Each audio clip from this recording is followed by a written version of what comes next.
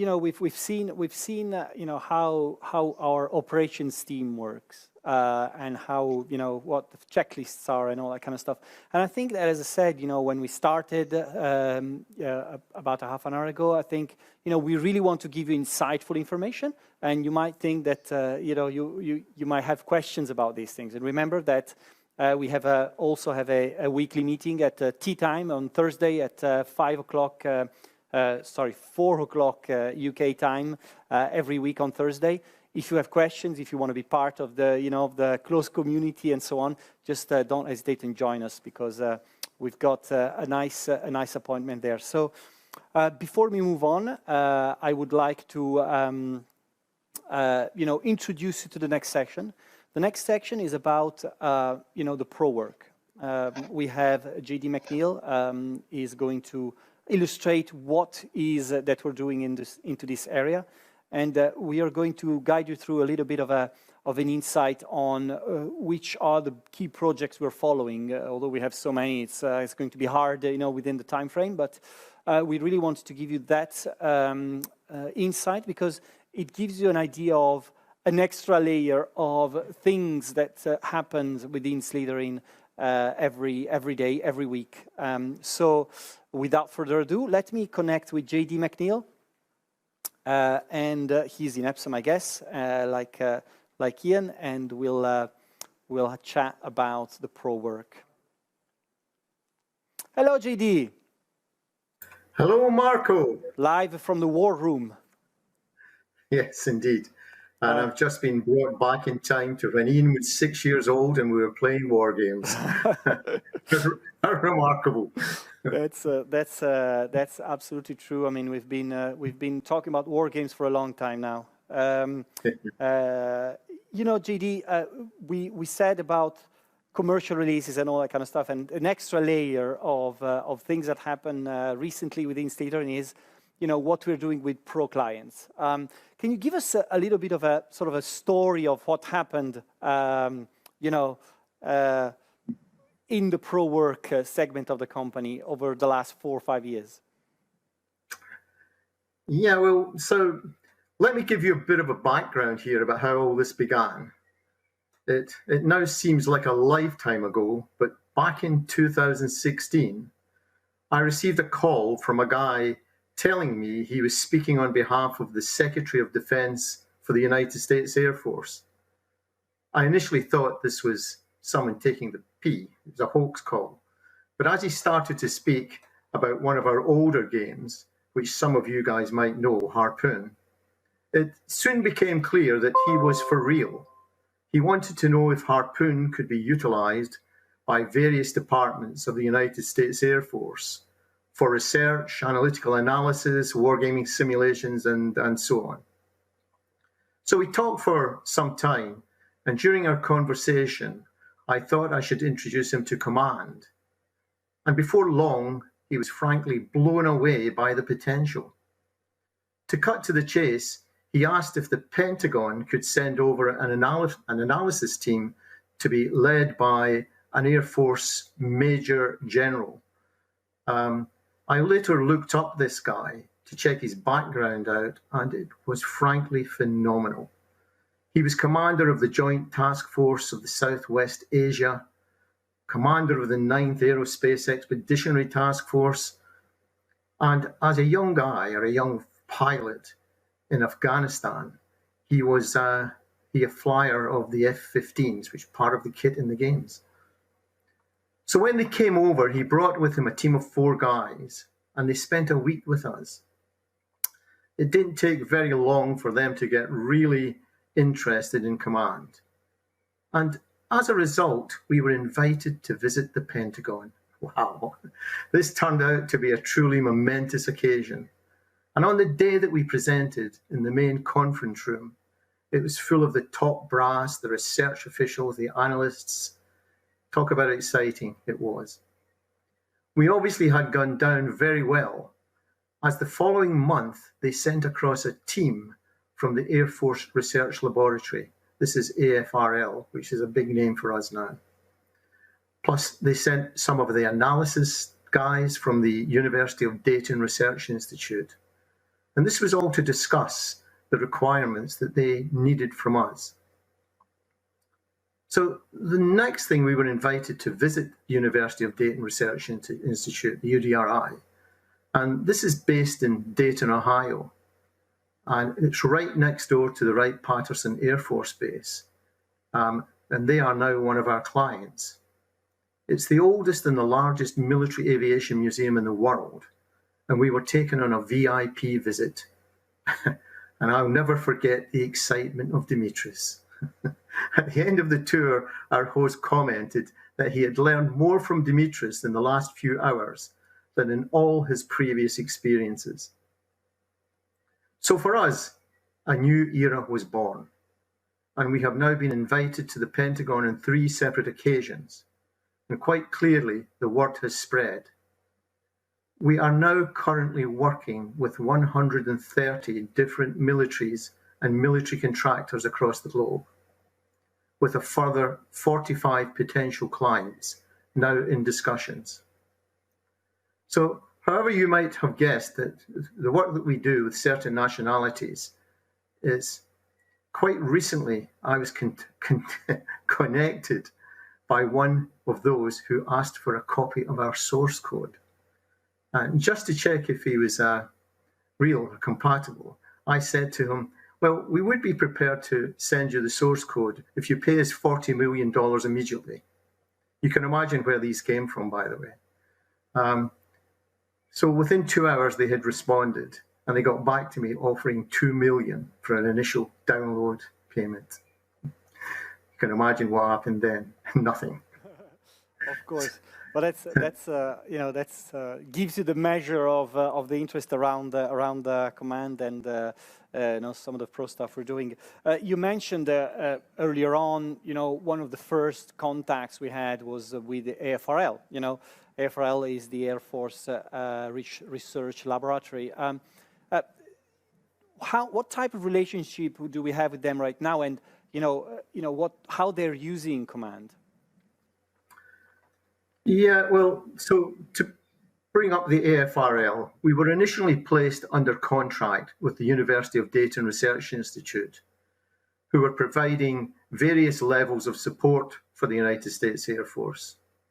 And they were bombarding us with a range of questions for specialist features. This presented a whole host of new challenges, and we were no longer just selling video games to individuals, but rather to various departments of the United States Air Force. So we had to come up with a whole new business plan. So instead of selling the games, we settled on licensing the products on an annual basis to these different departments, with the costs based upon the number of users, and this in turn sparked a whole new range of requests for upgrades and capabilities, all able to be run in a classified environment. And this is where the malleability of command really came to the rescue. For example, the Monte Carlo capabilities in Lua scripting, which we had created, have been hugely successful, providing automated editing and the ability to export data and events in real time. With the Lua scripting, our users can create experimental units, test ideas, operate cost controls, measure fuel consumption, and they replace all of our data with classified secret values, which we will never be allowed to see. A classic example of this capability is that one of our customers has just run a project 200 quadrillion times headlessly. So we have now been placed on a 2-year contract with the Air Force Research Laboratory at the Eglin Air Force Base in Florida. So that gives you a bit of a background into how we got there with the Air Force. It's interesting that you mentioned different areas of use of command, you know, which are, you know, completely sort of almost divergent from each other, and you know, how every client uses command and other software is totally up to them. You know, they can come up with ideas that we didn't even think of.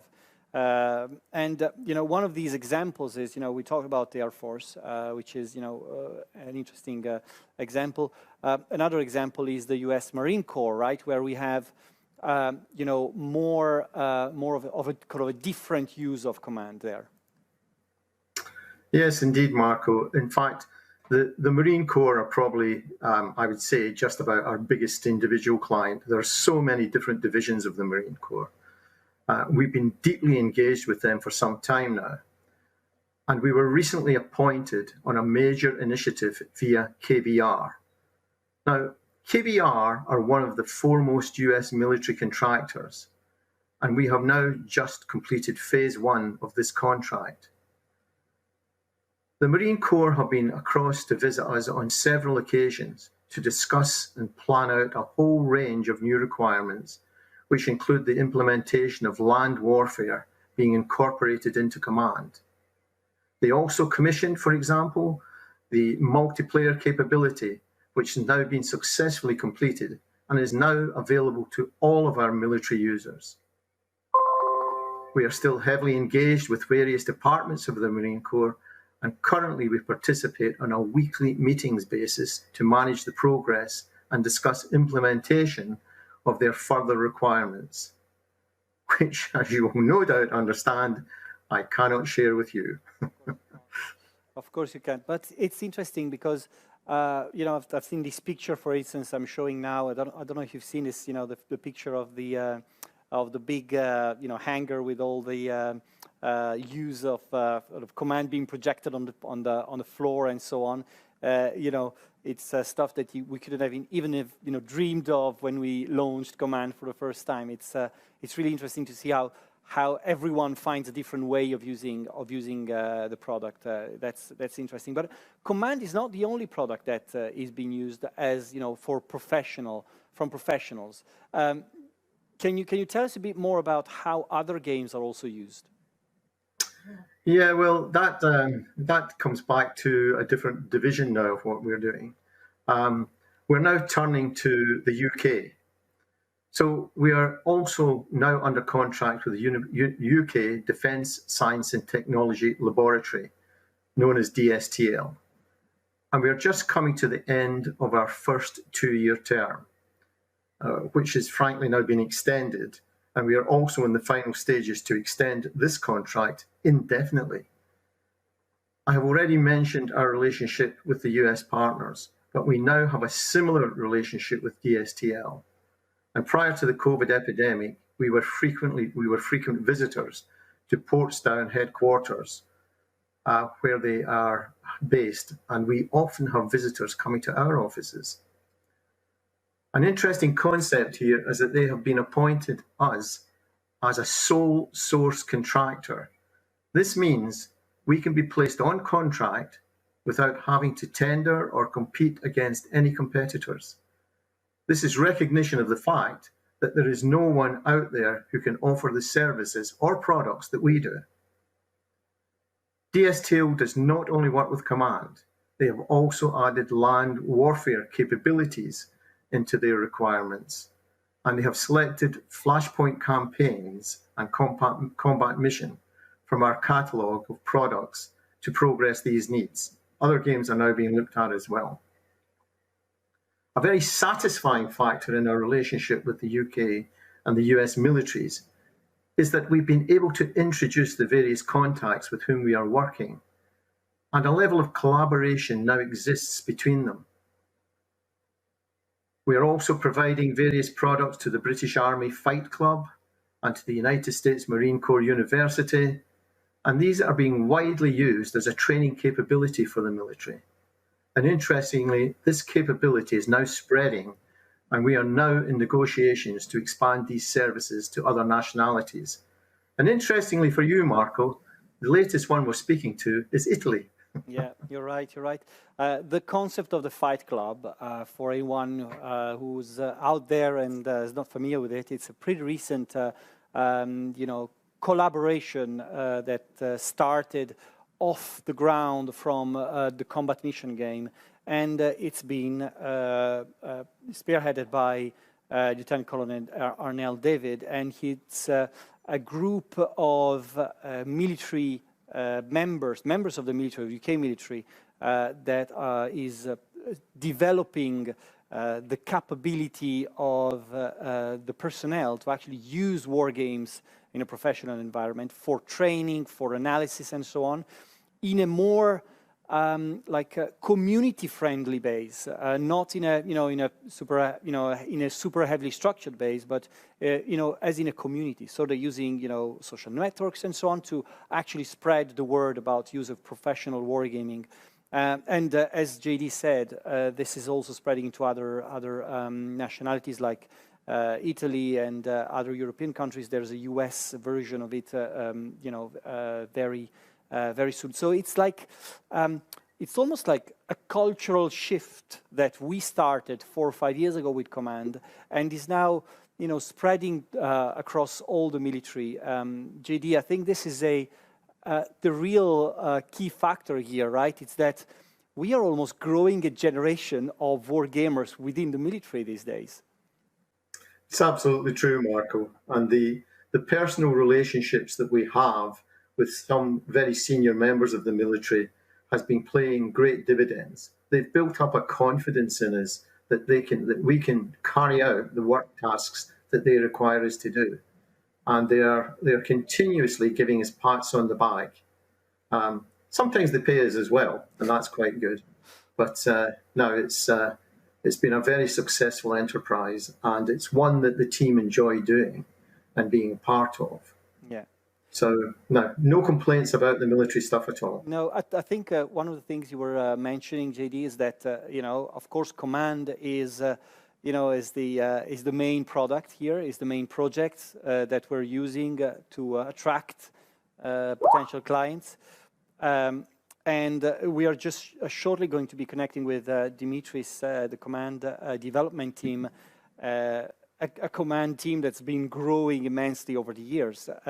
We're going to go through, the product stuff. I think Dimitris has been instrumental to all this growth, and and his team, of course. But he's, as he was saying, when he went to the Wright-Patterson base, he knew more about it than anyone else. Yeah, he did, and to be honest, it was quite embarrassing. He would walk up to pieces of equipment in the museum and start talking about it, and the guy who was the guide showing us around, he was totally bamboozled. He didn't have a clue. Yeah. And Dimitris was there rabbiting on about it. It was a great, fun experience, and right. It's been an exciting adventure, and it continues to explode. And I have to say that the main hero of all of this has been Dimitris. As I've said already, his knowledge and capabilities in this sector are second to none. And as I said earlier, he continues to surprise our clients and the product users with his depth of knowledge of their systems. He knows more about it than they do. So I can't say enough. Yeah. Well, thank you for your time, JD. It's been really interesting to see, what the experience with the pro client is currently, and we look forward to a future event to see what the progresses are, and you can tell us about these. Yeah, indeed. I'll now just go and have a wee drink. Okay. I will see you later, JD. Cheers. Bye-bye. Well, thanks, JD. I think...